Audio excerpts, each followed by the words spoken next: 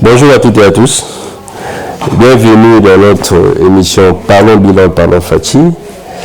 Nous sommes encore heureux et pleins d'enthousiasme de pouvoir parler du chef de l'État et de ses actions.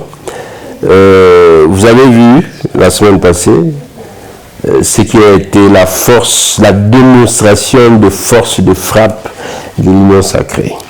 Parce que d'aucuns minimisaient le poids politique de chaque parti politique composant l'Union sacrée, la CD1, et les gens se disaient que l'Union sacrée ne fera rien.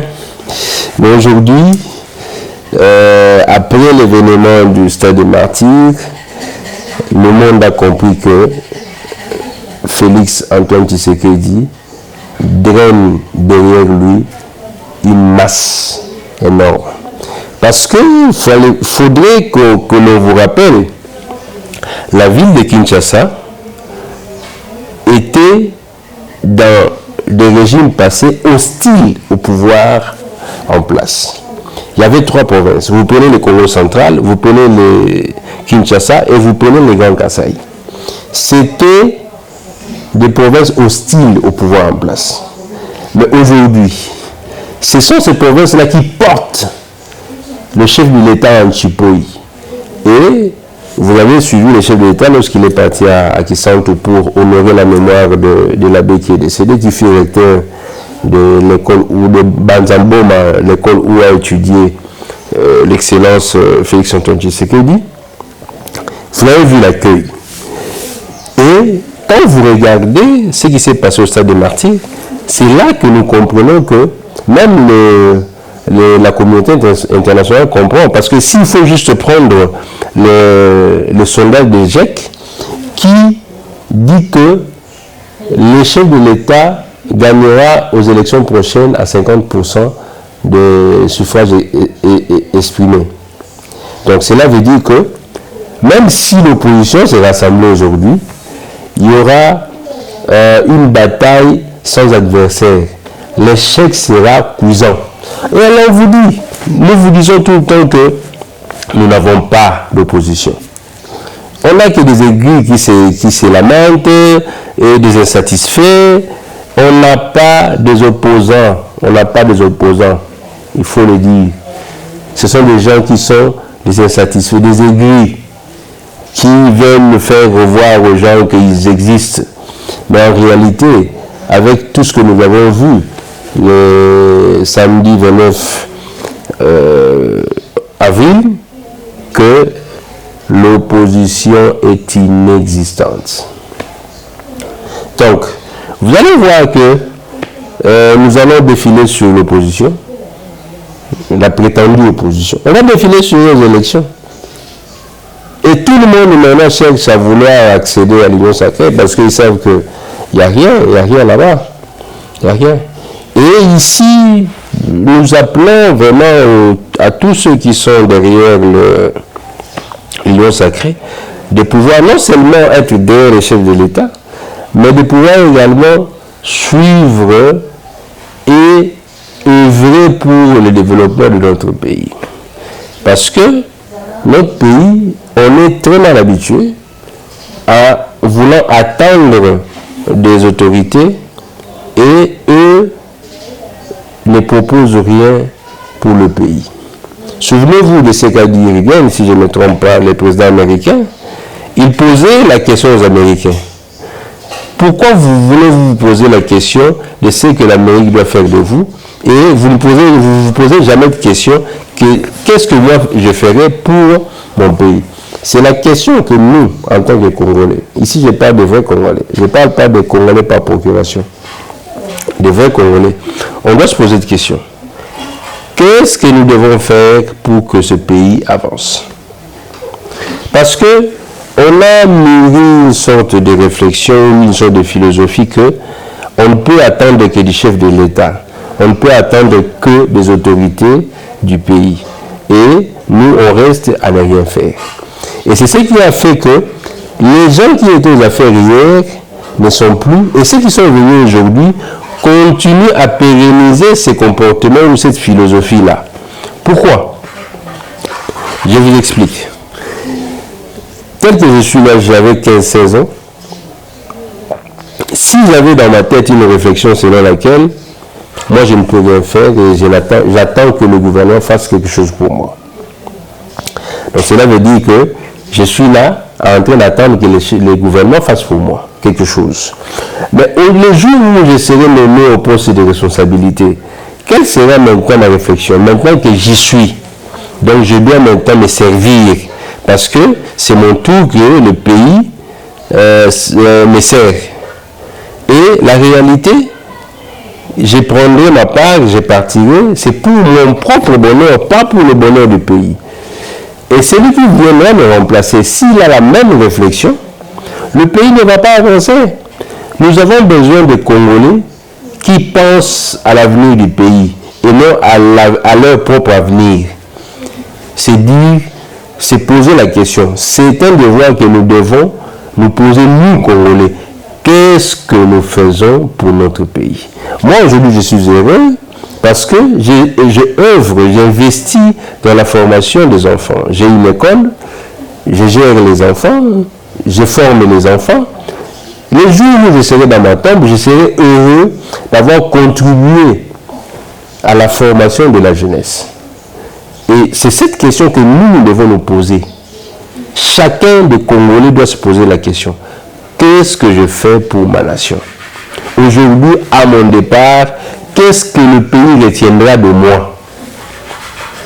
Ai-je contribué positivement ou j'étais juste un parasite qui tirait la sève dans le dos de notre pays? Nous devons faire cet effort-là. C'est capital, c'est capital. Ça va de l'avenir de notre pays. On doit changer le paradigme. Parce que ce pays ne va pas se développer si nous continuons avec ce même mentalité. J'entends les gens dire parfois, ah, chef de l'État, tout ça, mais moi je rétorque toujours en posant la même question. Qu'est-ce que toi tu fais pour ton pays? Si nous arrivons à se poser ce genre de questions, ce sera le début d'un commencement. Parce qu'on ne peut pas continuer à laisser la charge sur un individu. Le chef de l'État est venu pour un mandat. Ce n'est pas un magicien. Il viendra et il partira. Et il est déjà sur la bonne voie, sur ce qu'il est en train d'être fait. Mais il ne peut pas travailler seul. Il doit être accompagné des Congolais qui ont le souci de développer ce pays. Et lorsque on aura tous ces mêmes armes de pouvoir faire avancer les choses, c'est à ce moment-là que même le chef de l'État aura encore plus de galons pour faire plus. Je vous donne un exemple. Aujourd'hui, le chef de l'État se plaint sur le comportement de la justice. Alors, j'entends des gens dire que libérer, justice à Fachi, Kavaboy. Moi, ça me fait un peu rigoler. En même temps, j'ai pitié. Le chef de l'État, ce n'est pas un magistrat. Ce n'est pas un juge. Il a donné le ton et la couleur en disant que nous voulons un État de droit. Il a commencé à arrêter les détourneurs et consorts. Alors, à son niveau, le fait qu'il ait donné l'impulsion à l'IGF, à la justice, de pouvoir traquer tous les Congolais qui sont dans des pratiques pas honoreuses, il fallait que ces Congolais-là, ou les magistrats qui ont la tâche de traquer ces gens, ces malfrats, de le faire et de le faire en âme et conscience sans accepter la corruption. Mais malheureusement, ces gens-là continuent à faire croupir la justice dans une impunité. Alors, les gens diront que c'est le chef de l'État. J'ai fait un débat autour de ce sujet. Un monsieur qui me dit, voilà, le chef de l'État devait s'élever. Mais s'élever pour faire quoi? Le chef de l'État ne va pas descendre dans les parquets et puis dans les tribunaux pour commencer à traquer les malfrats. Non. Chacun doit apporter une pierre à l'édifice. Ce que le chef de l'État fait, c'est déjà amplement suffisant pour éveiller la conscience de la justice de pouvoir travailler.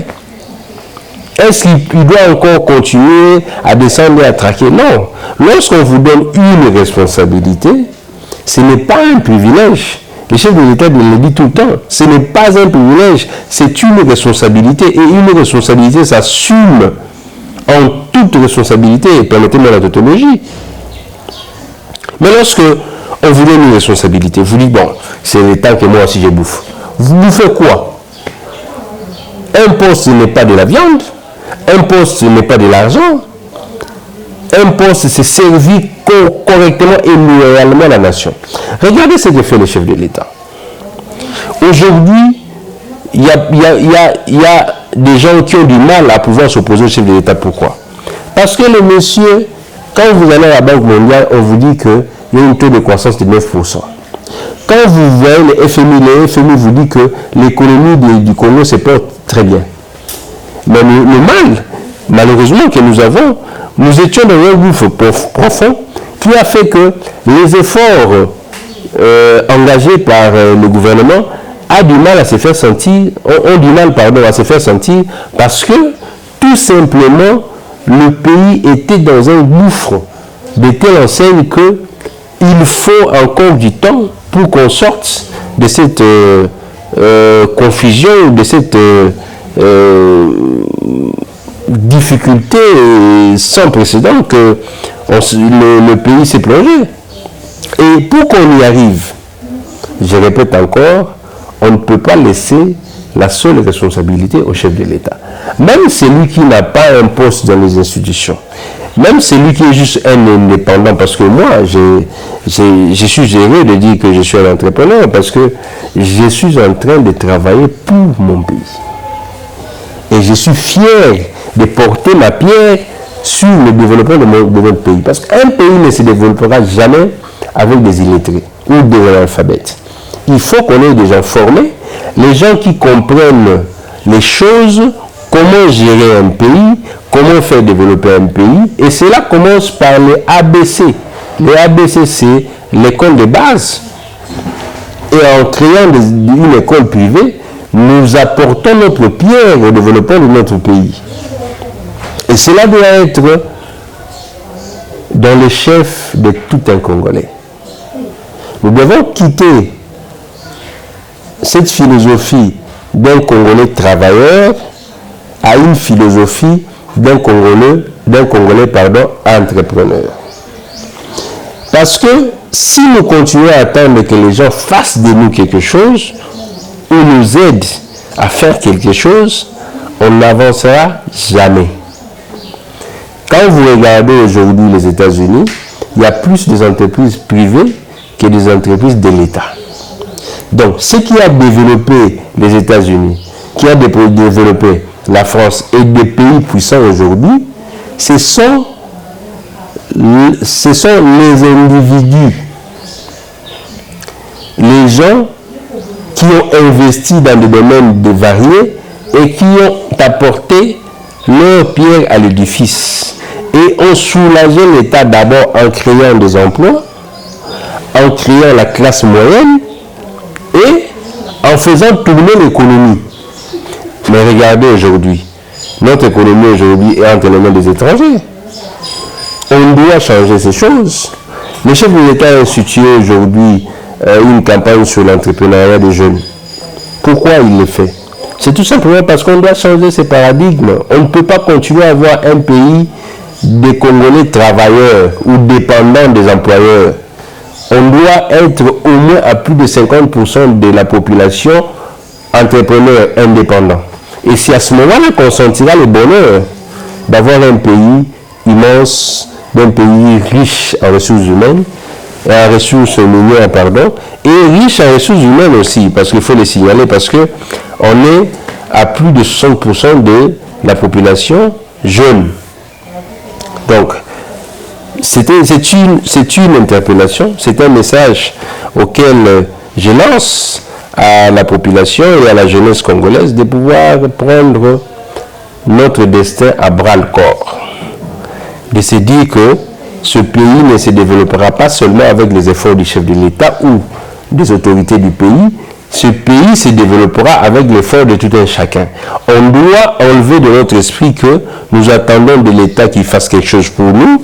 On doit se dire et inculquer dans notre esprit, on est là pour travailler et faire développer notre pays, chacun dans le domaine où il se sent meilleur.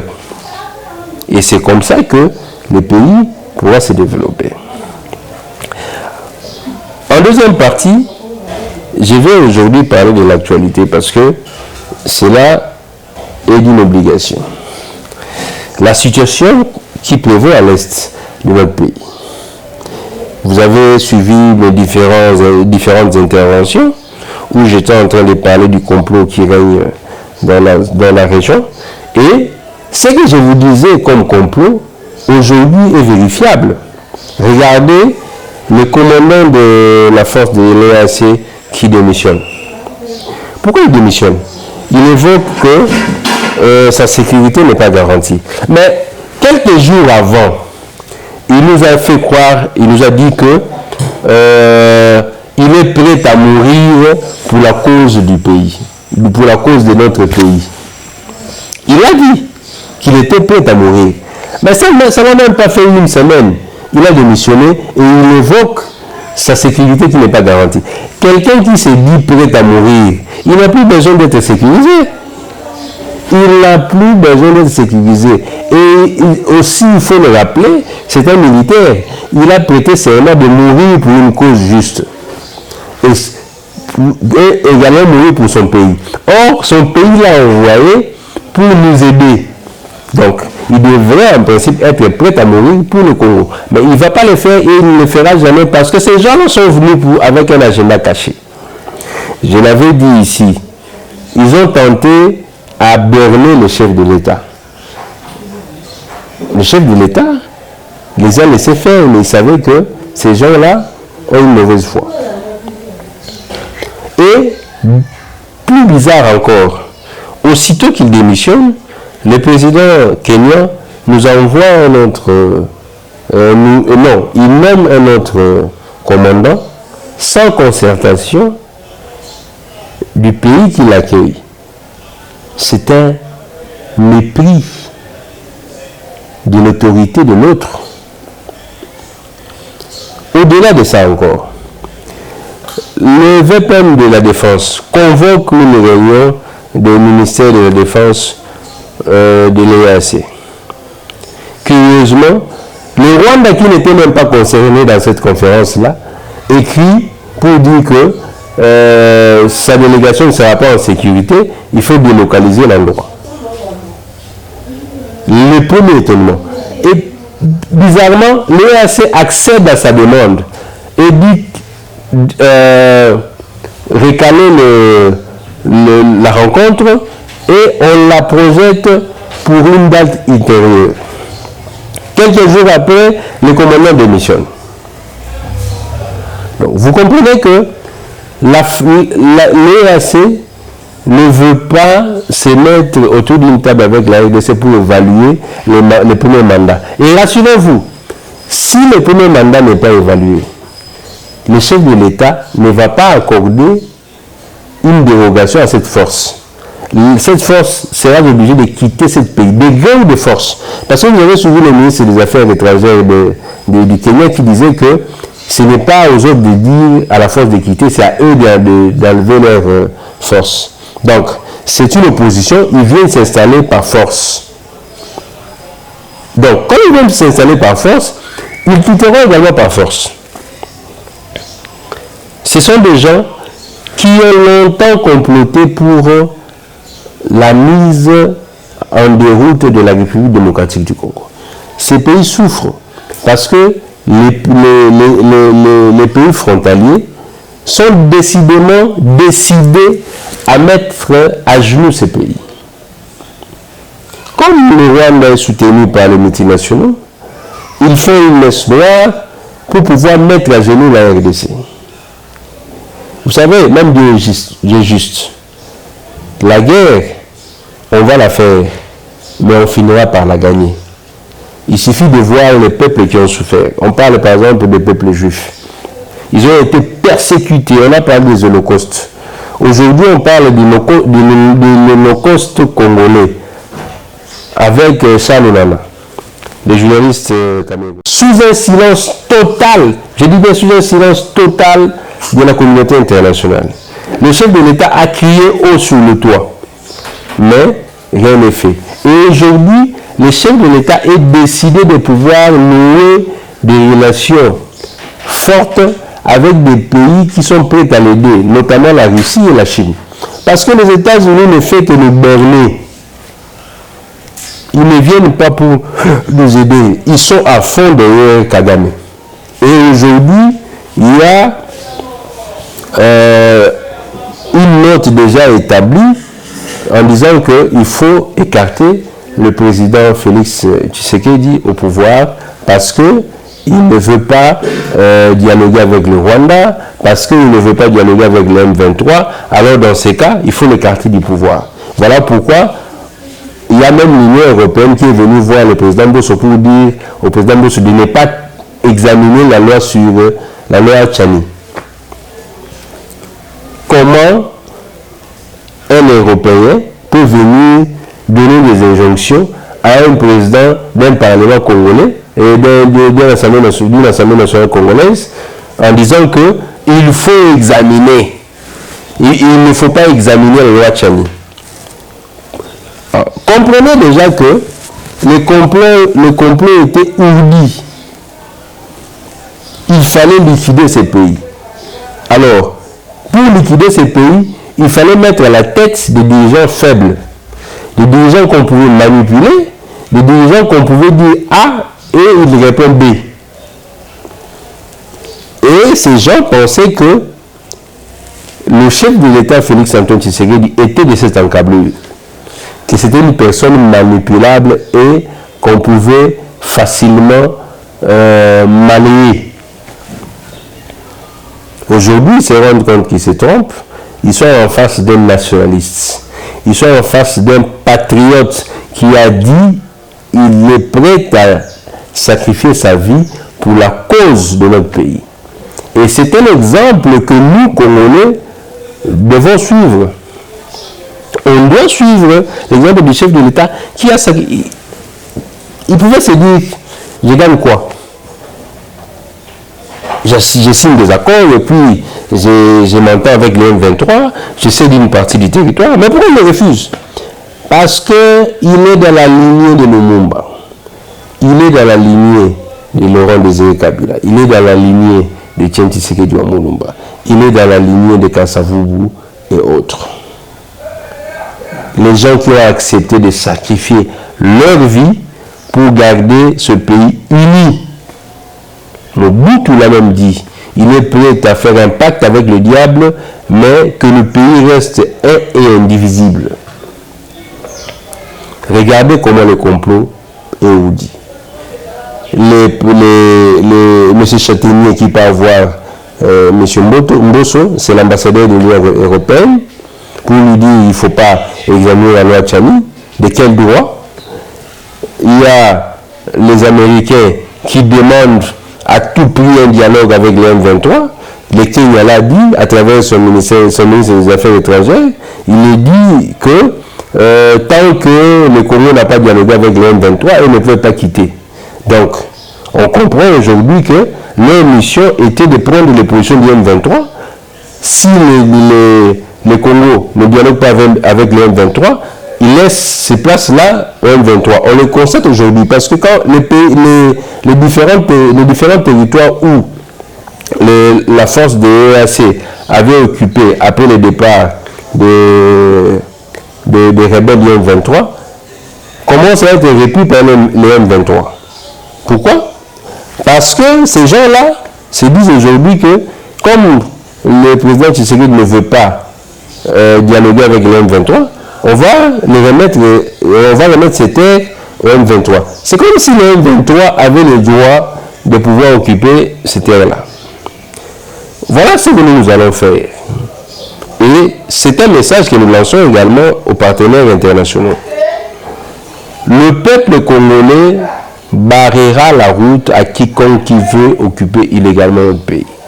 Ces gens-là qui se considèrent aujourd'hui comme Congolais nous voulons que ces messieurs viennent réclamer avec nous sans armes et sans tuer les Congolais. Nous aussi, nous avions des revendications à faire. L'UDPS a fait 37 ans au pouvoir, mais il n'a jamais utilisé les armes pour tuer la population. Mais ces gens-là, de quel droit ils se voient plus congolais que nous? Parce qu'il faut respecter leurs exigences ou leurs plaintes, qu'il faut tuer d'autres Congolais pour qu'on accède à leurs demandes. Et moi, je salue la décision du chef de l'État. Je salue également la décision de l'Assemblée nationale et du Sénat de pouvoir refuser tout dialogue avec tout rebelle qui tue les Congolais dans le but de venir prendre le pouvoir. C'est seulement en prenant des positions drastiques et fermes que ce pays peut aujourd'hui espérer à retrouver la paix. Plus de 20 ans, c'est trop. Aujourd'hui, ça fait 26 ans que notre pays est agressé par le Rwanda. Ça fait 26 ans aujourd'hui que les populations de l'Est souffrent. Ça fait 26 ans aujourd'hui que les femmes de l'Est sont violées. Ça fait 26 ans aujourd'hui que le pays ne fonctionne plus. On veut maintenir notre pays dans un chaos pour que le pays manque à se développer. Et il faut un élan de solidarité et de patriotisme pour dire non. Ce pays doit se mettre debout. Et il faut commencer à éliminer tout traître. Si vous savez que vous avez un étranger ici chez nous en République démocratique du Congo qui vit illégalement, il faut le dénoncer à l'immigration ou à la police la plus proche. Comme ça, on va lui poser la question, vous vivez ici comment? Quels sont les papiers légaux qui vous autorisent de rester ici chez nous? Qu'est-ce que vous êtes venu faire ici? Il faut se poser ces questions-là. J'ai parlé avec un ami hier soir qui me disait qu'il connaît une personne depuis des décennies, plus de 15 ans, ce monsieur est un Rwandais. Il vit avec nous. Il était venu à l'époque avec Musée. Et quand Musée est parti, lui, il a quitté l'armée, il s'est retrouvé civil. Et il n'est jamais parti. Et ce monsieur n'a aucune famille ici. Il n'a aucun lien avec la RDC, mais il vit ici. Maintenant, la question que je lui ai posée, mais quand vous le laissez comme ça, vous savez différentes informations qu'il prend et qu'il amène là où il est venu. Je lui ai demandé de dénoncer ces messieurs auprès de la police et auprès des services de sécurité. Pour que les services de sécurité sachent il est ici comment, il fait quoi et quels sont les documents légaux qui font de lui ou qui font de lui congolais. Et vous allez vous rendre compte que ce genre de personnes ont une carte d'électeur. Ils sont nombreux. Je dis bien, ils sont nombreux ici en RDC. Et tant que nous, la population, ne commence pas à dénoncer ces genres de personnes, on continuera à être infiltré. Parce que ces gens-là, c'est nous des amis des Congolais, des amitiés avec des Congolais. Et les Congolais, naïfs que nous sommes, on ne dénonce pas. Mais allez au Rwanda, dès que vous arrivez là-bas, les autorités sauront que vous êtes là. Comment ils sauront? 1. La direction de l'immigration. 2. Si vous entrez frauduleusement, c'est la population qui vous dénonce. Il part dire au chef du quartier ou au chef de rue, voilà, on a un étranger qui est venu. Et vous allez voir la police débarquer pour vous poser des questions. Vous êtes qui? Vous venez d'où? Vous êtes venu faire quoi? Comment êtes-vous entré ici? Si ici c'est illégalement, on vous arrête. Mais ici, chez nous, on a des frontières poreuses et lorsqu'on se retrouve avec des personnes qu'on ne connaît pas, on n'arrive pas à les dénoncer, on les cache pour nous. On doit avoir le courage de dénoncer lorsqu'il y a un étranger chez nous. Allez à la police, allez à l'immigration, dites à l'immigration qu'on a reçu un étranger chez nous. Et on veut savoir qu'est-ce qu'il est venu faire ici. Il est entré par quelle voie, légale ou illégale. C'est donc de notre devoir, en tant que Congolais, c'est notre devoir en tant que patriotes de dénoncer tous les étrangers. On ne vous dit pas de les violenter, attention. Parce que nous allons toujours à l'extrême.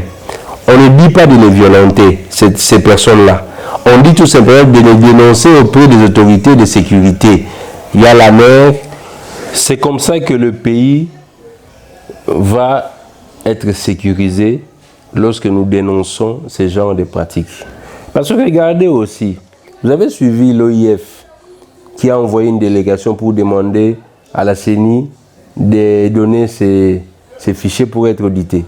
Tout en sachant que le même OIF, il y a une dame à la tête qui est rwandaise, cette dame qui avait envoyé l'enveloppe en cyanure pour empoisonner les chefs de l'État. Et vous pensez que nous allons prendre notre fichier électoral, remettre pour audit à l'OIF dont le numéro 1 est une citoyenne des pays qui nous agressent. Non. Le pays, je vous dis et je vous le répète, est entre les bonnes mains. Le chef de l'État, Félix-Antoine Tshisekedi, ne va jamais trahir sa nation pour des intérêts personnels. Il ne va trahir sa nation de peur d'être tué. Parce que lui-même, il a déjà dit qu'il est candidat à la mort si c'est pour sauver la nation. Et cela doit être une devise pour nous tous, Congolais, d'accepter aujourd'hui de mourir pour notre pays. Si on ne le fait pas, personne ne le fera à notre place. Si on ne le fait pas, ce pays va se retrouver dans un chaos, dans une gouffre qui ne se terminera jamais. J'appelle tous les Congolais de pouvoir être derrière les chefs de l'État, de pouvoir être patriotes et vigilants, de dénoncer tous les étrangers en situation irrégulière dans notre pays, afin que ces personnes soient identifiées, surtout les citoyens qui sont dans nos pays limitrophes. Il faut les dénoncer, parce que aujourd'hui c'est établi, 7 pays des 9 pays limitrophes sont en complot pour éliminer les chefs de l'État. C'est 7 pays sur 9. Le pays qui aujourd'hui semble nous protéger et plaider notre cause, c'est l'Angola et puis la Tanzanie. Tous les pays restants sont prêts à liquider le chef de l'État pour servir les intérêts du Rwanda. Ce que j'ai dit est vérifiable. Et le chef de l'État le sait. Vous allez vous rendre compte que ça fait un bon bout de temps que le chef de l'État n'est pas appelé à l'étranger. Il n'est pas appelé à l'étranger, ce n'est pas parce qu'il n'a pas des choses à faire, c'est parce que pour sa sécurité, il ne peut plus se déplacer comme il le faisait avant. Ça a été démontré qu'il y a un complot de son élimination. Et étant averti, parce qu'aujourd'hui on a un meilleur service de sécurité, il ne peut pas. Il ne peut pas. Et nous savons que nous allons vaincre cette guerre. Les choses vont changer. Mais nous demandons aux Congolais d'être prudents, d'être éveillés, de dénoncer lorsque vous voyez une situation suspecte. Je pense que pour aujourd'hui, je vais m'arrêter là.